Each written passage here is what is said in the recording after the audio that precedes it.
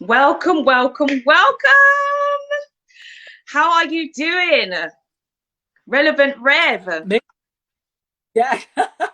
Hey, lovely to be here, Aisha. Thank you so much for inviting me. I'm actually excited to be here. Oh gosh, I've been so excited. It's been so long since I've done a podcast. It's wonderful. So welcome, welcome, welcome to the Aisha Mohammed podcast. And this is the first episode of COVID Conquerors. Now, we've all been going through COVID-19. We've been affected in so many different ways. Many of us have just reacted differently. Some people, well, I'm going to charge on anyway. Some people have been like, what is going on? Some people have just been thrown into a dip in income, trying to run businesses and trying to keep them going through this changing climate. It's been quite hellish for some. Some people are losing hope. Some people can't cope. And in just looking at this situation, both ends of the spectrum, because there's another side. There's a side that I'm seeing where, a lot of people are thriving regardless. They are establishing businesses, buying homes, getting married, giving people inspiration regardless to what's going on. And it's really about looking into the heart and mind of persons like that. What is it that makes one continue to thrive in the face of adversity and strife? And that is why we have you here, Alison Johnson, because I've been watching you and you've been doing some amazing things. So just before we kick off, I just want to introduce myself. My name is Aisha Mohammed. I'm a newly qualified life coach and I am a content creator and the host of this show. Our very special guest tonight is the Relevant Rev, Alison Johnson, and she has a church called Torchlight Ministries that she has founded based in Croydon. She is absolutely awesome. Let me actually have a look at your bio. I have in front of me here. You are also an award-winning women's ministry leader, a community leader. I see you out in the community all the time. You are also a popular keynote speaker, a trainer, author, and a philanthropist. Welcome, welcome. Can you hear me? You. Good, good, good. So I just, yeah, fine. We had some technical difficulties earlier, but we're over that now, we hope and pray. So can you tell me a little bit more about yourself so that our viewers can hear from yourself? Right, I don't even know where to begin, but I'll start with something that's very important to me, apart from obviously being a reverend or being a founder of a church. I'm the mother of 4 daughters, so I'm very, very proud about that, to be a mum, and I'm also a grandma. So I have 2 grandsons, and I'm very good and proud about that. And I like to say I'm a visionary, I'm a creative.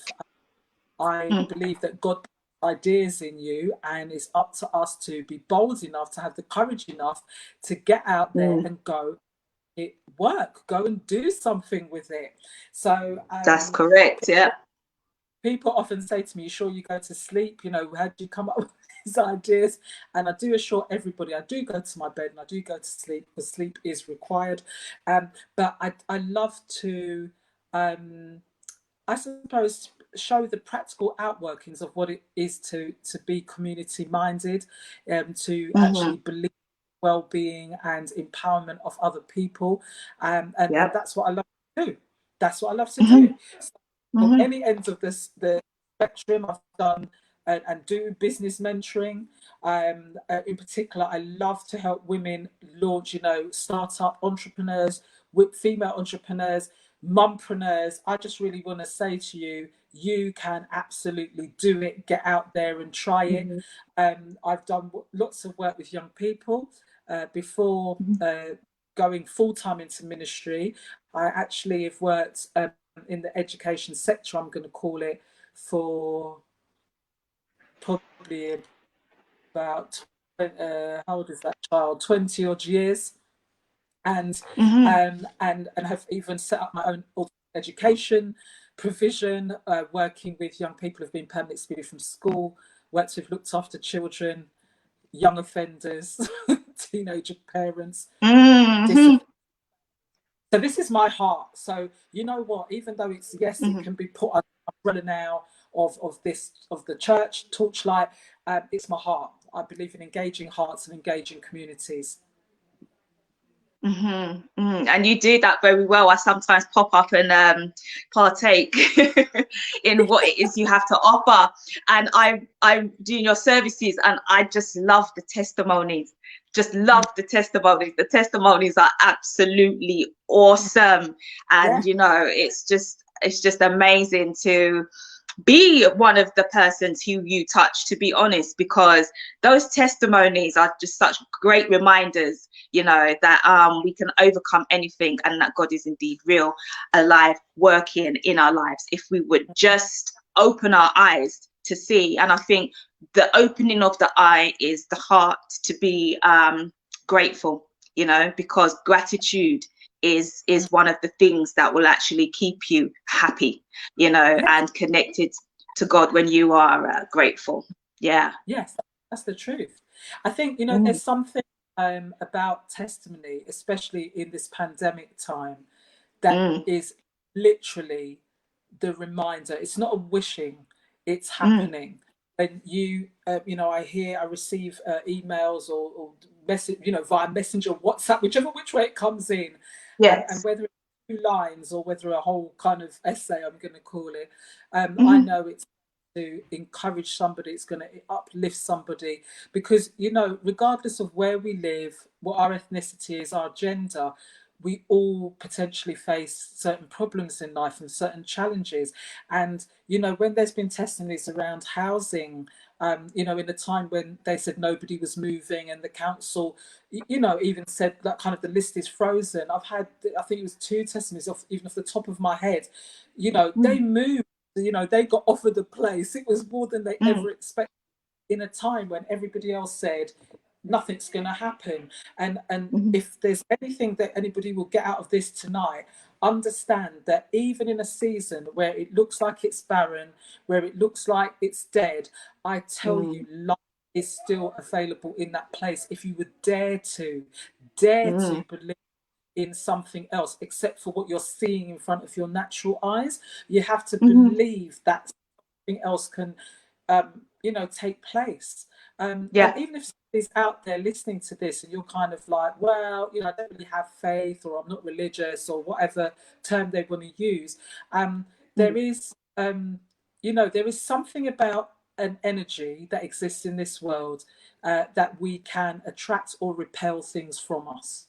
And that's a fact. Correct. That is a fact. So even if they don't want to buy into, you know, what I believe, it's a fact. There is that repels and attracts. And so it's like people who invariably are miserable and moan and complain, guess what? They receive more things to moan and complain about. And then, funnily enough, people that, and I'm not saying bad things or negative things don't happen to positive people, but they have a resilience that can fight that thing back off, you know. And that's the difference for me. Bad things can happen, or challenging things can happen to anybody. Things take place, but your ability to repel that, to overcome, to push forward, based in an attitude of gratitude and a belief for something better. I've hit some crisis in my life, and you know, you think, and I'm talking about the crying that is not controlled. I'm talking about bawling. I'm talking about, you know, when you're on the floor, you know, when you look around and you think, this is me, surely this is the end. And then there's something about when you dry your eyes and you decide to get up. Me, I'm like, who put me down there, or whatever situation, woe betide, because I'm coming up stronger than I went down. And I want to encourage man or woman listening to this right now, young person listening to this, whatever's put you down, you are able to get back up, and you have to believe. You sometimes better trust and believe it. Because in those moments, you know, the only way is up. You know, you have to make that decision. And I think that right now, in this time where a lot of people are actually suffering with mental health, because they feel that they can't cope, they feel lost, they don't understand what they're seeing, they're confused. You know, you can lean towards listening to some of the thoughts that might come up in your head that make you feel as though things could never get better. You know, the suicide rate has gone up and things such as that. And it's so important when it comes to our internal speech, let's say, when it comes to keeping positive, having a positive attitude so that we can weather whatever it is that befalls us in life, whether you're somebody of faith or not. And it's I believe that it is the spirit of God that's in every one of us, you know, this self-determination that can rise up. You know, this, regardless of how bad it is, you could be in a jail cell, you know, but there's this spirit in us that just won't quit, you know. And I think that this is maybe magnified in those who are thriving in this time. So I just want to try and gain a little bit more into your experience with the COVID-19 pandemic. Like, how did you first react when this was all unfolding, and especially when we first went into lockdown in March? I think, like many, you know, it's like you could see this is how I felt. You could see that a train was gathering speed, and then it's like wondering, hold on, where's this destination going to be? Certainly in modern history, nobody's experienced this, so it was very hard to kind of predict where it was going to end. So I remember being in with a friend in a hospital, and when the news, people were in the queue saying, "Oh, I think there's going to be an announcement, blah, blah, I think we're going into lockdown." And, you know, at that moment, I remember thinking, what does that look like? What does that, what actually does it physically look like? But then I think more importantly, people realize it's not only what did it look like, the reality that followed it is, what is it going to feel like? And that's what people prepared for. You know, it's all great in the beginning for people that maybe were going out to work and maybe had jobs they didn't like. It was, I think it was a bit of like this, oh, woohoo, I'm going to be at home. And, you know, especially those that were still going to get paid. It was like, yay, all my dreams have come true. I'm going to be at home. I'm getting paid. And then a week into children being at home, a week into the husband and wife being constantly at home, marriages feel the strain of that, relationships that were fledgling began to feel the strain of that, parents not being with children more than 2 or 3 hours an evening began to feel the strain of that. Very, very quick. The celebrations ended. The crisis, the extent of the nature of the crisis began to become apparent, and then the fallout begins. And you realize that you're in a place that none of us we're not used to. There is no book on how to cope. It was then the loneliness. Even if you were in, I mean, I'll give my personal example. I've got 2 children in home and 2 children out of home, but it also means I've got 2 grandchildren out of home. And in the beginning, you know, you're on the phone and then you're doing the whole FaceTime thing. But then actually there's a point where your heart just begins to ache, because this is not the kind of contact that you're used to. And whilst, yes, you can see somebody, you can't touch them, you can't hug them. And in fact, somebody like myself who then very much was thrown into online and with Zoom and all of this kind of interaction, as people were saying to me, oh my gosh, Pastor, I'm actually zoomed out. You know, I've spent all day at work on Zoom. I want to come to prayer meeting, for example. I want to come to a women's workshop, but I'm actually zoomed out. eyes are hurting, my head's hurting. And I thought, we've gone into a pandemic, but now there's a new epidemic of things that are coming out of this. Where was the term zoomed out until we hit the pandemic? It didn't exist. Okay, there was that people weren't zoomed out. The stress on marriages, the increase in domestic violence, then the real worry about vulnerable children who were then now locked into homes with abusers. The numbers of children that, in fact, quite worryingly, were then put into care during the pandemic. And then for me, after that feeling, then came the stench of fear that people were going into panic mode. When was it going to end? When were they going to see people, their family members again? How was it going to work out? Were they able to put food in a cupboard? Was there food on the shelves? Was there toilet roll? Yeah, some people really did make sure that they eradicated that problem. But yeah, probably not the highest one on the list. Exactly. That became very serious, that we saw people fighting over toilet roll. And for me, it was, as I suppose, the head of a church, it's like, okay, what do we start to put in place? What's actually needed? Right. Yeah. What do now to support people when we can't meet, in our case, on a Sunday? You know, how do you, when you can't pour your cup of tea after the service and ask, sister or brother so-and-so how they're feeling? So we had to get, I'm calling it inventive. You have to understand that, as far as I'm concerned, God broke a mold and said, wake up and do something different. You better, you think it's just going to rock and roll how it used to. That's not where we're at. And I think anybody who's thrived in this time. Oh, disappeared for a minute there. It's all right, because people are trying to call me. Sorry. Oh gosh, she's on a podcast. Yeah. Are you not watching the podcast, people? Don't dare ring. Exactly. Like so come on over.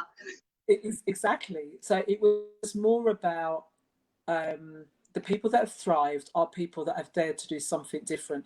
It's people that have said, well, I know some businesses are shutting down, but is there something I could do that's either tweaking what I've got?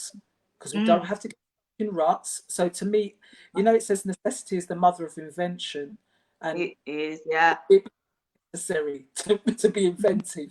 And then there's people that I launch new businesses. I know there's people that have changed direction. They've said, you know what, actually, I was thinking for years about becoming a coach, for argument's sake. You know what, here's my mom. Instead of thinking it was death and destruction, they said, actually, this is my springboard for opportunity. Because now I've got the time. There is opportunity, sitting down on furlough money. Hear what I'm going to say. This might sound harsh. Stop barling. Some people haven't got money. Go and use the 20% they're not paying you is because you're at home and you travel. It costs to go to work. So my thing is, you use that time that you now have in your hands and go and build that you put on pause because you was working so hard. Yeah, that's a fact. I'm saying you've got to boxing. You got to come out, dodging and weaving, because there's all going to be a challenge out there. Yes, we're facing a global pandemic, but it's funny you said people are getting married, people are buying properties, people have changed, people have set up businesses, people have written books, done their garden, painted their house. So that's it. We're all in the same pandemic. That's what I've done. It's mindset. Yes. It's mindset. It's mindset. Am I going to lie down? Indeed. Or am I going to say, not today, Sonny Jim. I'm going to stand up and I'm going to try something. And I also just want to encourage those. Everybody's not going to write a book, set up a business, whatever, create a new recipe. Because the other side of it, it's really important. And the pandemic has shown people more than ever before, it's time to take care of yourself.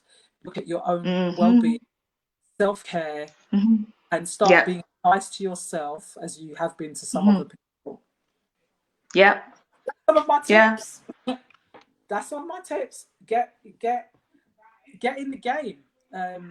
You know, when anything significant is being birthed, it takes labour. Any woman out there, child, when you go to the labour ward, it's not a walk in the park. It's not, you know, you labour, you feel pain. At times you might want to give up, but you know something coming. And I'm saying birth your ideas even in the pandemic. None of us knew before the 23rd of March or whatever it was that this thing was going to go lockdown. So the same way as we didn't kind of see it coming, then you won't see breakthrough coming unless you dare to believe in it. You know, at the end of 2019, everybody was whooping and hollering, whoa, you know, 2020, here we come, yeah. And none of us knew that about 12 weeks later, this is on the horizon, yeah. We were going to be locked in our homes. And you got to fight. You've got to fight. Yeah, I'm in full agreement there. You have to have a fighting spirit, you know, in order to live and life has value, you have to fight for it. And to be looking at ways to improve your quality of life. I found during this time in having, I've got 3 children, a mother of 3, having my children at home, the bonding process has been really, really good.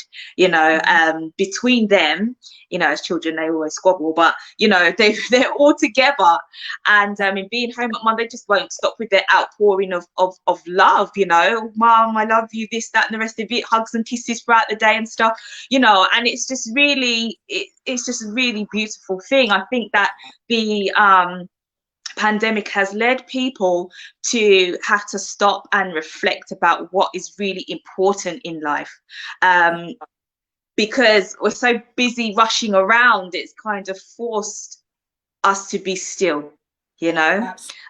So, you know, some people resist because we don't often like to look at ourselves, but for many, especially those who have found themselves in isolation, because they're of a vulnerable category, you know, have had to face themselves, some of their demons, some of the things that may have come up in the past that they need to confront and work through.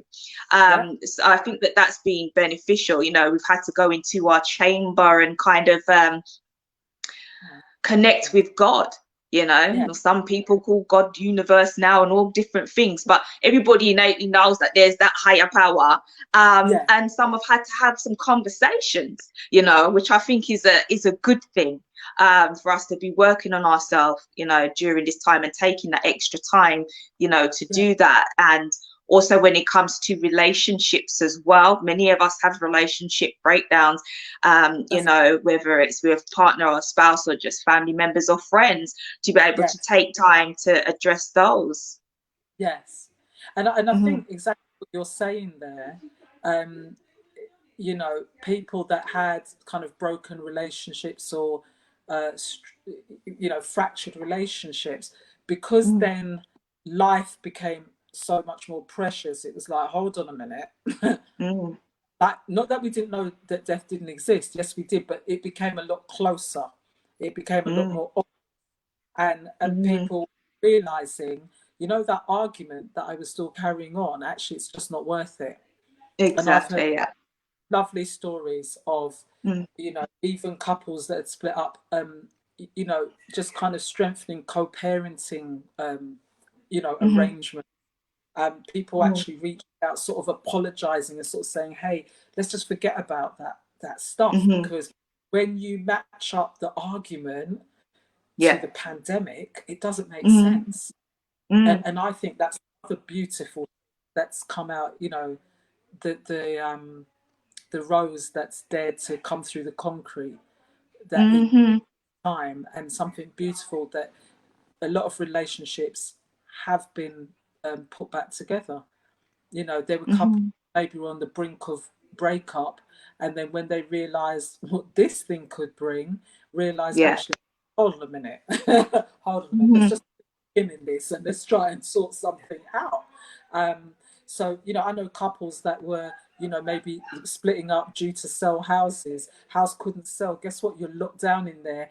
And not all have survived, but guess what? Some have certainly rekindled and been reminded of what it was all about. You know, so that's why I said, whilst there's been there has been death, there has been destruction, and there are some terrible things. But equally, there are some things which obviously the media is not going to promote because it doesn't sell newspapers. Exactly. Things that have been birthed out of pain. You know, there's, I know, community groups or people who have come together to, you know, bring real solutions into the communities and the neighbourhoods they're living in. And if this happened, they wouldn't have come together because they would have been at work. they would have been busy in the gym. That's right. So, you know, it has, a pause button got pressed, and some people decided it was the end, but some of us decided it's only a pause. Yeah. So I'm going to and some of us are making new beginnings. Charge my batteries. Definitely. So it is all about, you know, my thing is, I'll throw it to anybody. What is it you're going to decide to do? Yeah. You can give up. And I'm not saying things are difficult. I could talk difficulty to you all day long. I could talk about trials and tribulations, and they are real. And I don't, I'm not negating the power of them. But my thing is, everything only for a season. That's and it. Sometimes we have in our hands the ability to decide when the season ends. Would you agree? I would agree that, you know, ye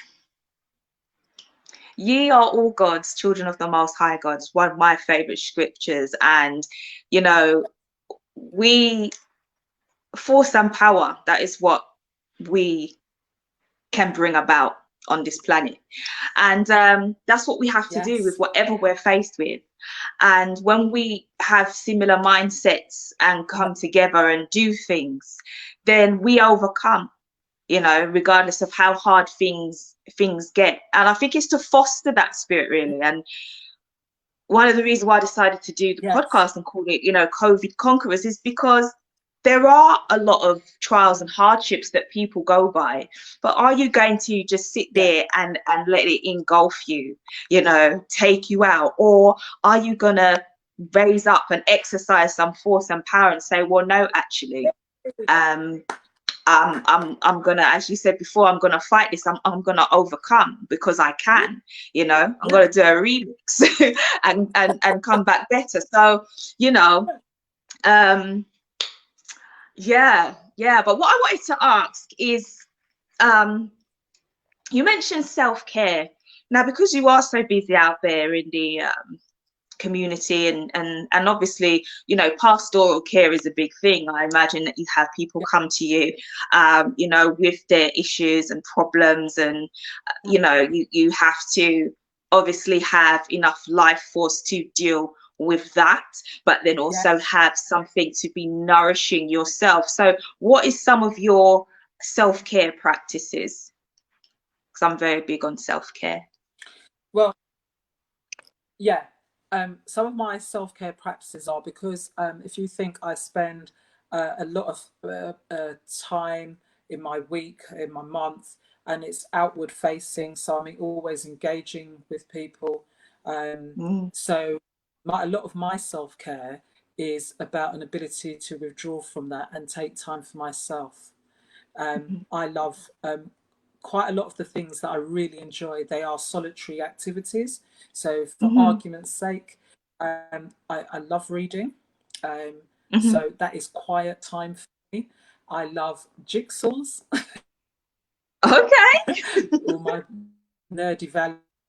Love jigsaws. Sorry, that's my whole of my whole street cred gone downhill. But I love jigsaws, and it really gives me time to just reflect and be silent. I also, when I'm not going now, but before I would go. Sometimes I'd go swimming.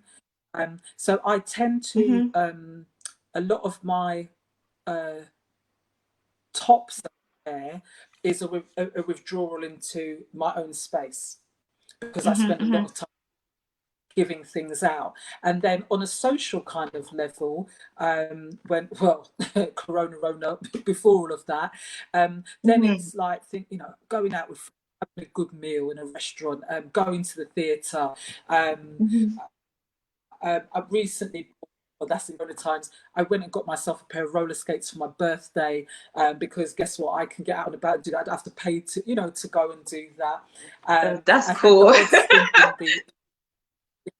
Yeah, life's for living. You just go for it, and I enjoyed things, like I said, like swimming. The odd time I used to go to the gym, but I'm a person that's equally as happy to jump in the garden and swing the skipping rope round or get a hula hoop, because I'm a kind of crazy person. I'm just, a bit more like that than the formal stuff. So it's obviously, on the spiritual side, it's for me anyway, it's time in prayer. I love praise and worship. Sometimes in my lowest of moments, I can, when everything else looks like it won't work, I can put on a praise song. I can get a Kirk Franklin on, or a Israel, whoever, and then all of a sudden that energy coming back through me, and then the joy comes back up inside you. And then there's times want to worship God and just sort of say, thank you, Lord, and I'm just grateful and thankful. And again, that energizes me in a different way. I love writing as well. That's the other thing. I'm currently working on 3 books, because why wouldn't I be? So I love writing. Yeah. I love writing. I love writing as well. So, and when I say writing, I mean, obviously it's all getting put on the good old laptop, but I've always loved writing, and that's something I've enjoyed. And I love board games as well. So that's me. That's awesome. That's good. That's good. It's good to know. It's good to know that you're not the only one when it comes to the skipping, by the way, because I've been outside my skipping rope too. You're not alone there. Yeah. Yes. That's awesome. Definitely. So it's about, and I just think it's about when things were open, I used to go to sometimes art galleries or exhibitions. I go by myself, because for me, because I'm so out there, it's just about Alison time, and just to enjoy those kind of activities. And actually, I like a little bit of a Wii game as well. Ooh, good. That's good. I think that sorry? No, I was just laughing. Listen, you know what? It's so important for us to just be who we are. Like, if that's what works for you, just go with it. Who cares what anybody else has to say about it? That's your thing. It makes you happy. You're not harming no one. Go for it. Go for it. Yeah. That's good. What was my other question? One more. Sorry, I've got one more as well. I actually treated myself. This was before COVID. To like when those foot spas. So you put the water in. It's nice and lovely. So that's pretty cool as well. Sit down with your feet in that. All your worries go away. Wow. I mean, it is so important for us to take care of ourselves. And I've had this talk before, but I think as women, especially Black women, we are just so used to just soldiering on regardless, and just neglecting ourselves. And this is something that we've kind of seen, if not our mum do that, then maybe our grandma do that. There's usually a strong female in the family that just, does everything, makes sure everyone's okay, sorts out everything, and always neglects herself. And that leads a lot of us to ill health, whether it's physical, whether it's mental, and often relationship breakdown in regards to just feelings of resentment, towards others, when one is continuously neglecting themselves and not taking that time and not putting, I guess, demands on others as to say, listen, I need help with A, B, C, D, That's right. whatever, and shouldering everything. So self-care is just very important, and something that is being discussed more and more and encouraged among us as women to participate in. And it's something that you have to be quite disciplined in to make sure you do it. Otherwise, you can easily find yourself sliding again, putting everything, you know, in front of your own and before your own needs, and not making yourself a priority. And when you're drained, you can't serve well because there's nothing inside, you're empty, you know. So that has to be woven into our culture, you know, that as women, as well as men, you know, that self-care needs to be very high up on the agenda in order for us to live, you know, a fulfilled life where we're fully present in the moment, you know, because we're not tired and fatigued and, you know, a lot of the things that we can suffer from when we're not taking care of ourselves. So yeah, thank you for sharing that, Alison. It's important that people, you know, can hear this from you, because you're so busy and active in the community. So that's really important. Thank you. So thank you. Mm-hmm. Sorry, what I was going to say is on that note as well, that it also helps if women are in the, like I say, public space or whatever, that they are actually transparent, that, you know, we get tight. So, you know, I don't want to be, people think, oh yeah, she's Superwoman. I don't want to be Superwoman. I've tried that. It's rather, I ran out of that t-shirt, must have been in my 20s. So I'm not aspiring to be Superwoman. I want to do super things. I want to be a woman. So you have to be transparent, and that's why I don't hesitate to tell people, you know, as I always say, I can cry with the best of them. I can lie on the floor like the best of you. I've faced real things. Life is not all glamorous, but if especially in our culture, keep on hiding behind these facades and masks of perfection, then we force other women subconsciously to try and follow the same path. No. You know, you have to say, I did not wake up like this, or if you're looking back, maybe I did wake up like this. That's how I woke up. You know, it was not. And the more transparent we are about that, actually, we strengthen ourselves and we strengthen other women. That's very true. That's very true, because there's very much of a influencer community, and one of the things that I found as well is many are having children, and when they do, like a week after the baby's born, they're in front of the camera just looking glam, and you know, like they're just coping so well and everything is just going fine and stuff. And I think to myself, okay, okay, do you have some help there maybe while you're able to achieve that? You know, like let us see the real deal, because you know, I've had 3 children, and trust me, especially in them early days, it don't go like that, you know. But if we're not transparent, as you said, people aren't going to know, and they're going to aim for that. No, we've got to be a lot more transparent. Yes. Yeah, that superwoman cape. We just need to balance it by letting people backstage, let's say, they can see the real deal. So how did you get into being a reverend? Like, what happened? What tell us, how did that go?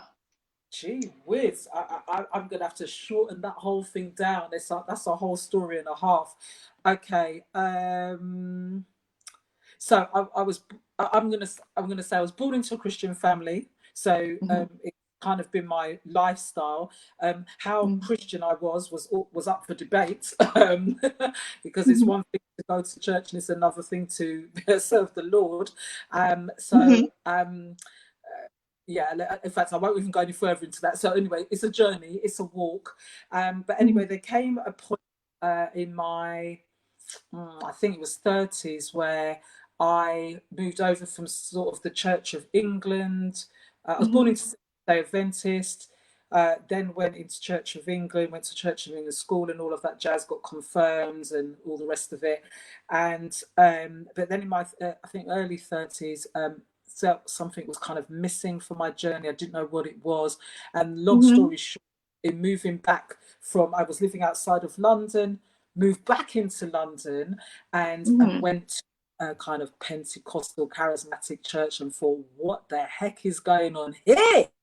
Okay. I'm like, whoa.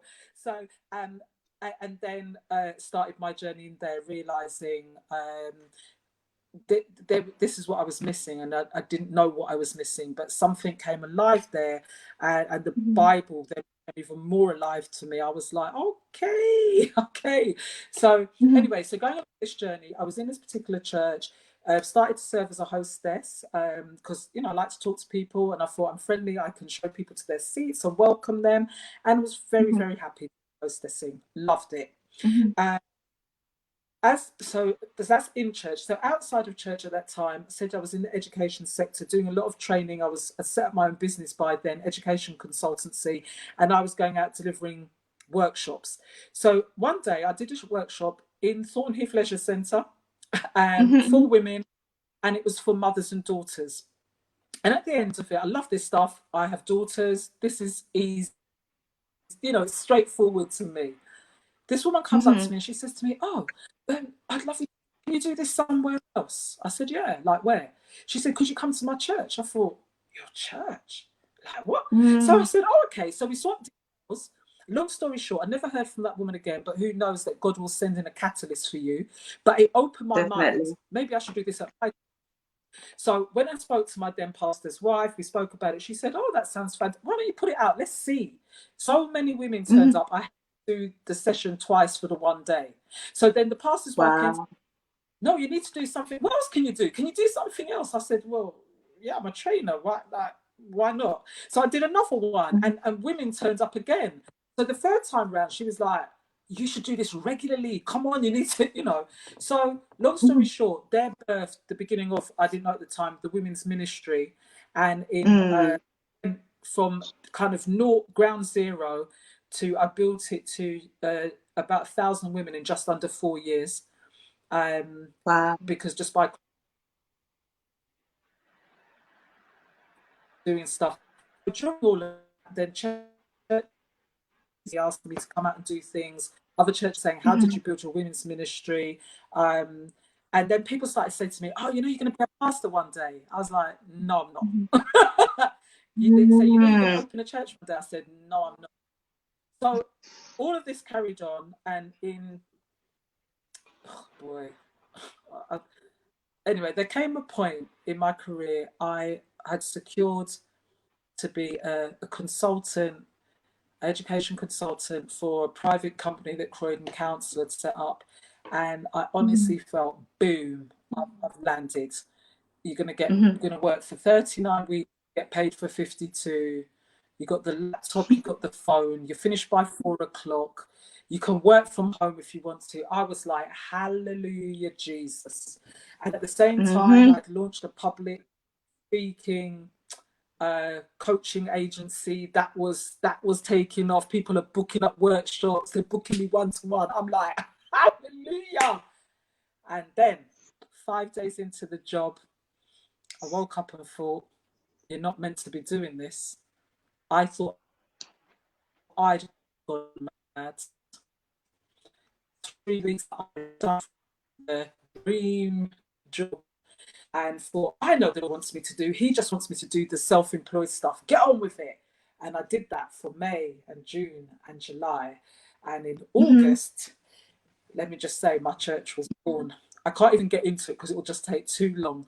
But my church was born. I didn't even know I was birthed in church. I thought I was getting some people together. Torchlight Ministries got born. And I've been in full-time ministry since then. And got ordained in the November of 2017. And for me, well, it's a special thing anyway, but it was extra special because I got ordained, I think it was exactly on my now deceased father's birthday, who, listen, I said he must have been born preaching. That's how Christian he was. And to be ordained in on my father's birthday, for me was a massive thing. So that's what I've been doing since, and then I'm now known as Relevant Rev.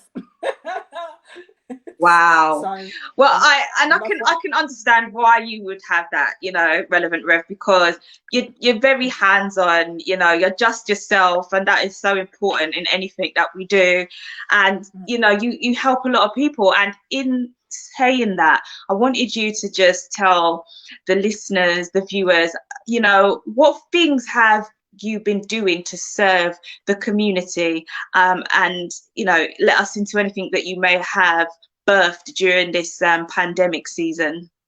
Okay, so some stuff was started prior to the pandemic, but certainly in the pandemic we've upped our game, as I called it. So things like toiletry donations are nicely wrapped together, and they're called pamper kits. They're given out to women in domestic violence, refugees, out to people that live in hospitals, out to people that live, some people that are rough sleepers. We have, even in the time of the pandemic, where some of the hostels weren't able to let us in to do what we call big dinners, where we go in once a month and serve hot meals and sit down and talk with people. We haven't been able to go in, but even in this time of the pandemic, a hostel that I hadn't been able to get in previously contacted me and said, want to come in, and that's a youth hostel. So really excited about that. We do something called Bottom Drawer Initiative, which is putting together, people donate new stuff, items for when people are going to move into a premises, into a new home. And we've picked vulnerable, so young people that live in hostels that are due to move on to their permanent accommodation, women leaving DV, refugees again that have nothing literally sometimes except for the clothes they're standing. So, but we wrap it all up to make it just lovely. So it's like a gift. We have supported in giving books as donations to charities that have lost kind of funding and haven't got provision. So we've provided things, things like that. We've hooked up. We're an ambassador. And it's gone straight out of my mind. Hungry Little Minds campaign, and so they provide book bags. So I went and picked up, just as one hit, 25 book bags, which have got like 6 new books in for preschoolers. We could just give them out. We sent some out to our children's church, and then I went and got more to go and give out in the community. I was literally standing outside with some people outside Tesco's and running around Tesco's, following people with children in their trolleys saying, do you want a new book? Do you want a new book? They're like, look at that. Who's this? Aww. So things like that, giving out food parcels, doing hot meals and delivering them into homes where other churches were able to recommend or refer people, and we were cooking meals and going delivering them.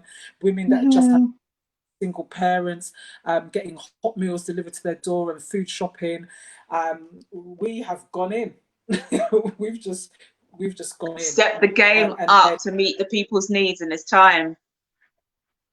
There you go. So some things we couldn't do, and that stopped. I thought, what can we replace it with? We don't have to sit down. Let's go to. And on a spiritual aspect, even though that's all spiritual, we've upped our game in terms of, we never had this before. 6 nights a week, we have prayer meetings via Zoom. That wasn't nobody was doing 6 nights in my church anyway, prayer meetings. And I don't know any church when they're in the physical building, they don't do that. You just don't.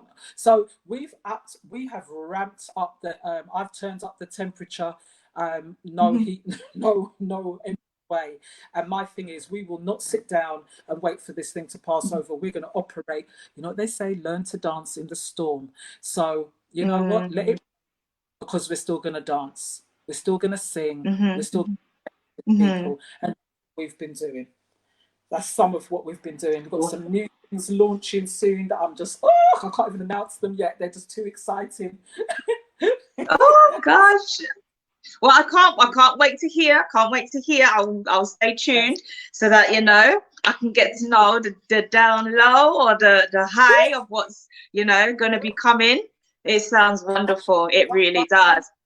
One thing I can announce, we're a bit delayed, but it's still coming, that we're going to be launching an online magazine. You might want to be one of our contributors, should I say? Okay. I can give you more details. So we're going to be launching an online magazine which will go out quarterly, and it's going to be faith-based, but it's like a lifestyle magazine. It's going to be awesome.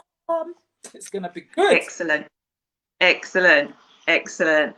Oh, it's good to know that there are more things coming down the line in your service to the people, because I see you everywhere. And in saying that, I received a video through Messenger one morning, and I saw a few familiar faces actually.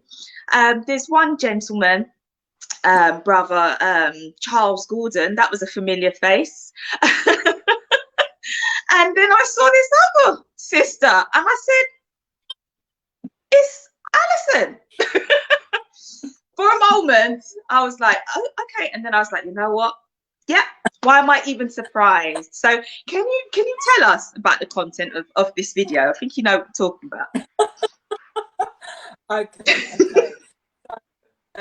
There's a party called Taking the Initiative Party, TTIP. I'll give it a plug. You can go up ttip.org.uk. I was thinking, what is it? ttip.org.uk. And it is a new political party. It will be an opposition party to the current parties that are out there. I believe... I had to ask myself a question a long time ago: can politics and faith or religion mix? And the emphatic answer for that is they mix. If people of faith with certain morals and values will not go into the public square, as I call it, who should? So anyway, I was approached. I had an interview, etc. I went away to process this, and I thought, no, here is a party that I actually believe that the things they stand for, the manifesto that is now out, you can go and look at it on the website. It actually encompasses much of who I am and what I believe, and I thought, well, guess what? You've got an opportunity. You can either sit back and watch what happens, or you can be a part of what happens. So I decided to step out. And I stand as a candidate for this party, and have, if I could be a voice for many of the disadvantaged and disempowered, I will feel that I've done something. So yes, if I can get into a certain office, whatever that might be, or position, that's fine. But bigger than that, if it changes the landscape of what is happening for the working class in this nation, I will be satisfied that I've done something, that I've added my voice and the voice of many others to at a table that we're not often invited to. So that's why I am TTIP. So yes, I was very much in that video. Awesome. And the video was an interview which was done by Arise TV. I mean, very carefully edited. Get off into that right now. But whose playground we're in, so we'll play ball. But it's just the beginning of that campaign will probably kick off. We're going to let obviously Christmas go by, and then you will really see it gather momentum come January. Awesome. So that's the TTIP, the Taking the Initiative Party. I was happy to hear about it, because I think that it's going to be an opportunity for the community to come together and, put all of the views that we've had and discussions and stuff, actually behind, a party that would largely represent that which we say we want. And I just think that when we look at history, it will be good to know that, this party existed and gave the community a chance to really exercise their power to bring about changes. And it's quite interesting, this is coming up at a time where you have Ice Cube over there in the United States coming forward with a plan and wanting to meet with the president Donald Trump, you know, to put forward what the people want. And I think when it comes to the political process, for too long we've been limited as to who we can vote for, number one, and number two, you know, haven't really got to the point of understanding that we need to put forward what it is that we want. You know, we can't just vote for people. They have to be looking to meet the needs of us as a people and our community, our unique needs, you know. That needs to be there before we can just be placing votes willy-nilly, you know, because what history has shown us is that these parties that are getting in aren't really doing very much for us, you know. So if you don't like something, exercise power and change it, and it looks like change is on the horizon. So that's excellent. That's excellent. Awesome. Well, all systems can only be all systems, you know, you can't stand outside and just complain. If you're if you're really serious about change, you'll go in.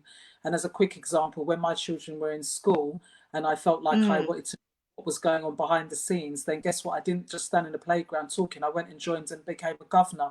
So just an encouragement to people. You know, you don't have to know anything. I went in as a parent governor. I didn't have a clue, but I soon got a clue. And then you learn to sit at tables, and then you realise that actually you've got something to offer. So just want to be out there. If you've been thinking about becoming a governor at school, go and inquire about it. Go and do it. Yeah. That's right. I mean, because we can learn a lot, you know, even if it just helps us to be able to establish, you know, things in future. Having those experiences, you know, learning the ropes and how things work is obviously going to put us in a better position, you know, to even improve upon that and bring about something of excellence that's going to serve, you know, either us personally or our community. So yeah, most definitely is to extend ourselves, put ourselves in these places so that we can learn. It's awesome. So I just wanted to know, do you have any more words of comfort or encouragement to our listeners when it comes to, you know, the uncertain road ahead that is filled, as we said, depending on your mindset, you know, with much opportunity and maybe a trial or two? Okay. I think there's lots I could say, but I'm going to keep it brief. I think be kind to yourself. Start there.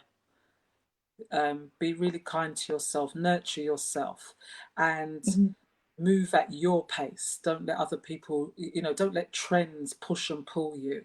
You know when to rest and know when to stand up, know when to fight, know when to, you know, go back in. Even boxers, there comes a time the bell rings and you need to go and sit down, you know, you drink of water, you get your brow wiped, you have somebody in your ear, come on, you can do it, get back up in there, and then you go back. So let's use that as a kind of strategy. And also, you know, keep your dreams in front of you, not behind you. Don't put them down.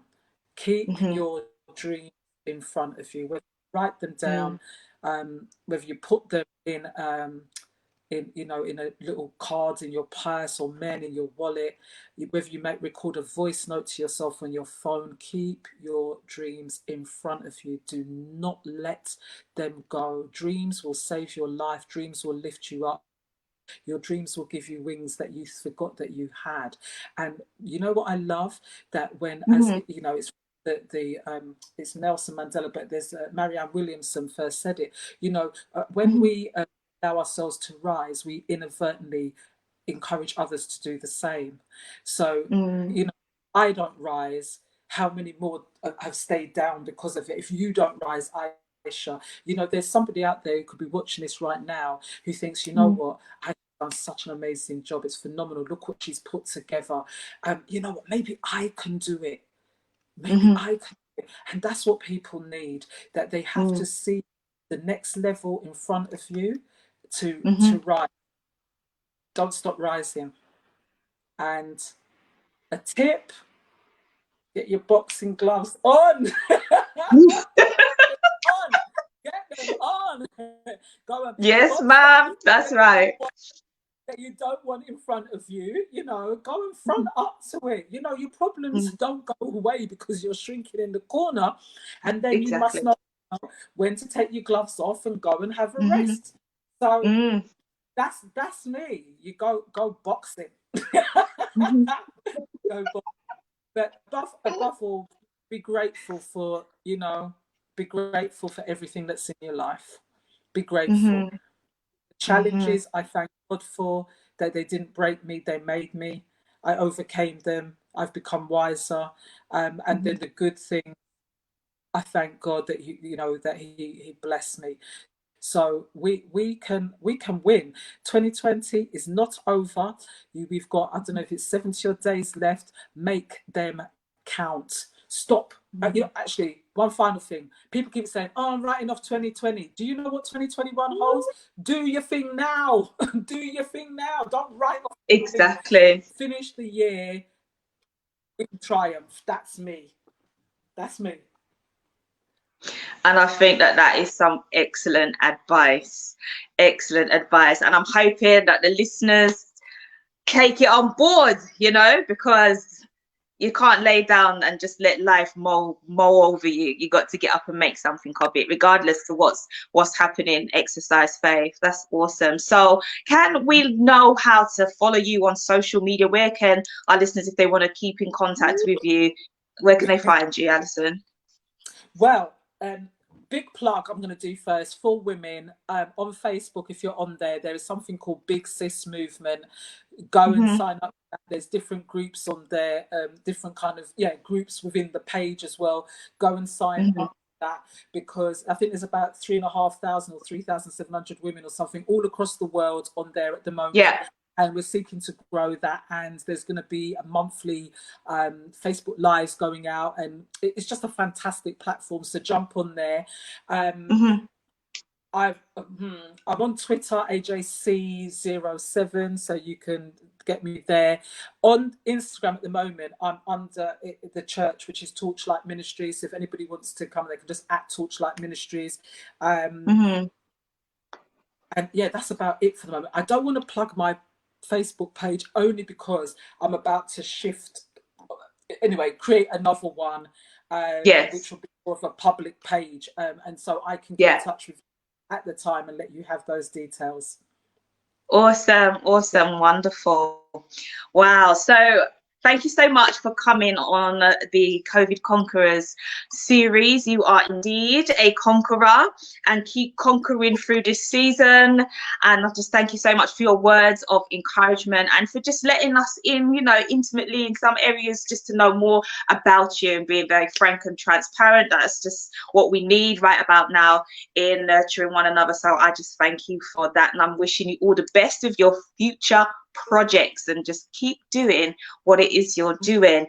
If you would like to, listeners, come onto this podcast series, the COVID Conquerors podcast series, just drop me a line. The details are scrolling at the bottom of the screen. If you would like to sponsor the show also, please just drop me a line at aishapodcast@yahoo.com. Thank you for spending your time with us tonight, and I'll be back next week with another very special guest. Keep your eyes on this page, okay, on COVID Conquerors. You take care.